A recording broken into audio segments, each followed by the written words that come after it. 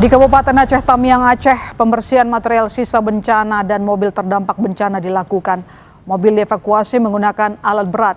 Distribusi bantuan makanan juga terus dilakukan untuk warga korban bencana.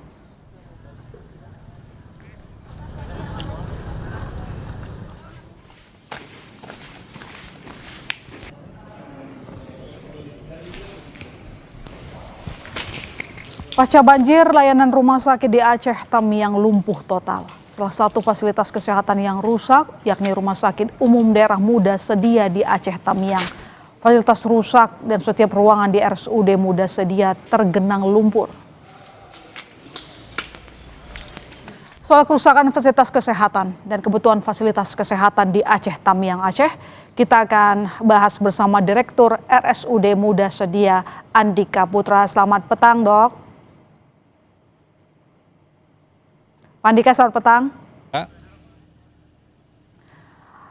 Pak Andika, Selamat petang, Mbak. Bagaimana kondisi terkini fasilitas kesehatan di Aceh Tamiang? Ya, kondisi saat ini pasca banjir seluruh ruangan di RSUD Muda Sedia Kabupaten Aceh Tamiang tergenang lumpur. Dan seluruh peralatan yang ada di RSUD terendam air setinggi 1,5 sampai 2 meter dan itu mengakibatkan kerusakan seluruh alat-alat kesehatan. Kondisi tersebut mengakibatkan saat ini kami tidak bisa melakukan operasional pelayanan kesehatan. Sama sekali tidak bisa melaksanakan operasional kesehatan baik di dalam maupun luar rumah sakit ya, Pak? Kalau di luar rumah sakit saat ini sudah terbentuk posko-posko kesehatan di beberapa wilayah sudah banyak untuk membantu pelayanan kesehatan di titik-titik pengungsian. Sedangkan untuk pelayanan di dalam, insya Allah kami dalam 3 hari ini akan membuka kembali layanan IGD terbatas.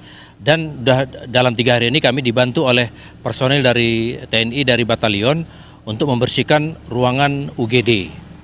Dan hari ini sudah 90%, tinggal finishing saja pembersihan UGD. Ketika ini UGD selesai dibersihkan, maka dalam waktu dekat, dalam waktu 2-3 hari ini, setelah listrik dan suplai air masuk, maka pelayanan UGD sudah bisa dibuka kembali. Dan kami ini saat ini akan didukung oleh dari RSUP Adam Malik. Kebetulan hari ini juga Direktur RSUP Adam Malik juga sudah turun ke Rumah Sakit Muda Sedia Aceh Tamiang dalam rangka untuk melihat kondisi dan apa-apa saja nanti yang akan disupport dari Rumah Sakit Adam Malik. Kapan rencana aliran listrik bisa masuk dari PLN?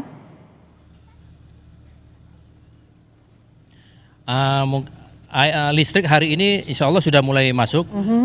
Kalau air PDAM kami segera untuk terus melakukan koordinasi secara intensif. Kami berharap dalam 2-3 hari ini juga suplai air juga sudah tidak ada kendala. Dan kemudian selain pelayanan UGD juga yang menjadi prioritas dari Pak Menkes adalah pelayanan cuci darah, hemodialisa.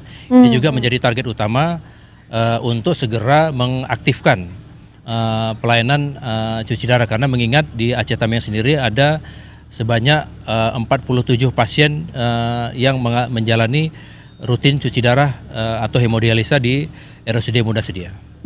Lantas bagaimana dengan peralatan rumah sakit, Pak? Mengingat terdampak banjir, tentu kalau mengatasi pasien butuh sejumlah peralatan, apakah rusak atau mungkin juga sudah ada bantuan lain yang akan segera masuk?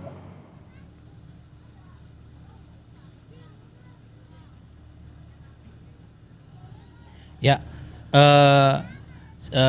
nanti kami akan didukung dari Rumah Sakit Adam Malik, Mbak. Nanti Adam Malik akan mengirimkan beberapa alat penunjang seperti alat-alat radiologi dan alat-alat laboratorium yang nanti akan diletakkan di UGD. Kemudian nanti kebetulan memang ruangan UGD kami agak luas, sehingga nanti pasien-pasien yang butuh perawatan pun nanti sementara kami akan dirawat di areal sekitar UGD. Kalau sekarang bagaimana dengan proses penanganan pasien, Pak? Apakah tetap ditangani di sekitar rumah sakit di luar khususnya cuci darah, atau mungkin dibawa ke rumah sakit lain? Untuk pasien-pasien cuci darah, sebagian yang data yang sudah kami dapatkan itu sudah disebar ke beberapa rumah sakit di sekitar Kabupaten Aceh Tamiang. Ada yang ke Sumatera, ada yang ke Langsa, ada yang ke Aceh Timur. Tapi yang pasti fasilitas kesehatan akan dikirim oleh pemerintah pusat ya?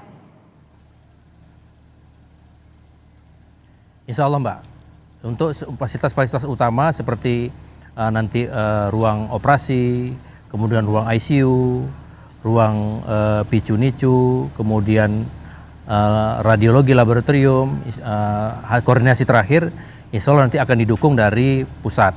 Nah, yang dalam jangka pendek ini akan ada dukungan dari Rumah Sakit Adam Malik yang mengirimkan alat-alat pendukung emergensi yang akan diletakkan di UGD.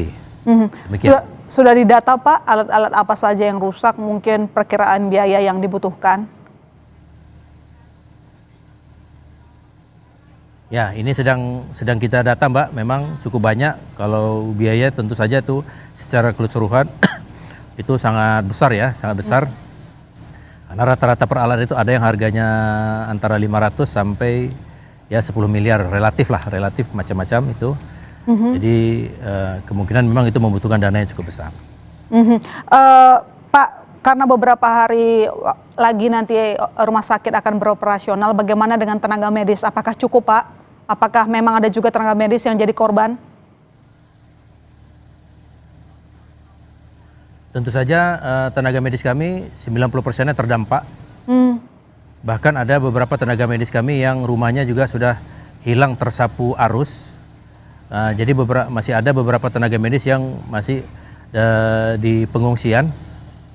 Namun untuk tenaga medis yang sudah dalam kondisi stabil, saya terus menghimbau untuk segera untuk datang ke rumah sakit untuk sama-sama merecovery rumah sakit untuk segera untuk bisa mengoperasionalkan kembali pelayanan-pelayanan di rumah sakit. Di samping itu juga kami didukung dari relawan-relawan dari luar yang terus-menerus berdatangan sejak kemarin, Pak. Baik, terima kasih Pak Andika telah bergabung di Kompas Petang. Kami turut berduka. Sehat-sehat selalu di sana Pak. Titip salam ke teman-teman. Terima kasih Mbak.